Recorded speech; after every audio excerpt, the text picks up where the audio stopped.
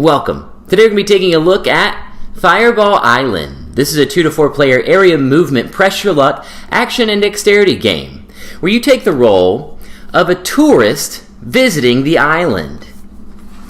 You will be grabbing treasures, taking snapshots, and hopefully grabbing the heart of Vul-Kar before heading back to the chopper. You are trying to become the most successful tourist. How do you become the most successful tourist and win the game? By having the most points through your snapshots, treasures, the heart of Vul-Kar, or the lucky penny at the end of the game. Now that we know what the winning condition is, let's take a look at the components setup and how a round and turn work in Fireball Island. Now let's take a look at the components for Fireball Island. We're going to start with the main game board, which are the 3 trays. There is the Vul-Kar figure. You have 2 scrims, which are your siding for the game board so that it covers up the connection between the 2 bottom trays. You have your mall. You have your helicopter. You have your trees, you have bridges, and the ladder. You have marbles in 2 different colors. The red marbles are your fireball marbles, and the orange are your ember marbles. You have your cataclysm tracker. You have the heart of Vul-Kar. Your die for your caves. You have the treasure tokens. The lucky penny. Now we're going to take a look at the cards. You have snapshot cards, souvenir cards, and action cards. The player components are the player's figures, and in the matching color, their reference card. Finally, we have the 2-player tokens. This is if you're playing a 2-player game, because in a 2-player game you'll be controlling 2 figures. Now let's take a look at the setup for Fireball Island.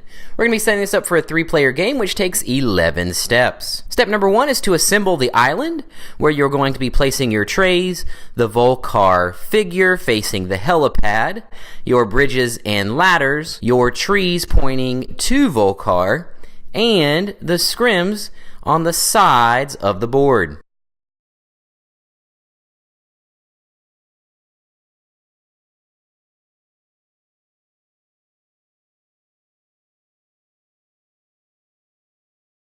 Step number 2 is to place your ember marbles on the 6 locations that have the orange balls, and then you're going to place 1 fireball in the scar on the left side of the board. Step number 3 is to place the heart of Vul-Kar. Step number 4 is to shuffle and place your treasure tokens.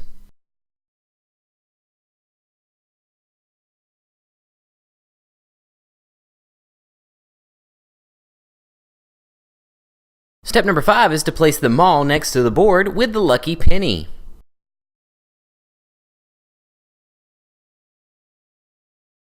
Step number 6 is to place the cataclysm tracker next to the scar with 3 fireballs. Step number 7 is to get your player components and place the figure on the helicopter.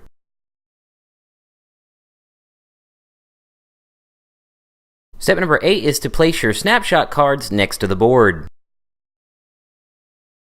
Step number 9 is to shuffle your souvenir cards and deal 1 to each player. Step number 10 is to shuffle your action cards and deal 2 to each player. Step number 11, you're going to determine the first player, which is the youngest person at the table. During everyone's first turn, their first move is from the copter to the helipad. Now let's take a look at how a round and turn work in Fireball Island. Starting with the first player, each turn has 4 steps. Step 1, you are going to stand your character up if it was knocked down by one of the fireballs or the ember marbles. If your character was between 2 spaces, you could choose which space they go. If your character was in the river or a lava chute, you would go to the bottom and stand up in that location. If your character has fallen off the island, you would place them back on the island in one of the cave locations. And if it was in any other space, you would place it in the closest location to that space. Step number 2 is to play an action card. You must move the number stated on the card, and you cannot backtrack after you move in a direction. And then you may perform the action at the bottom of the card. So in this case, you would move 8, and then you could launch an ember marble. If your movement takes you over another player, you would skip the location they are on and not count it in your movement number. If during your movement you land on one of your treasure locations or a snapshot location, you can grab the corresponding snapshot or the treasure next to that location, including the location that gives you the Heart of Vul-Kar. You do not have to stop at that location on your move. You simply pick up the treasure or snapshot and then continue moving. When it comes to your snapshots, you can only have one of each color. Once you get a yellow snapshot, you cannot go and get another yellow from either of the 2 yellow locations.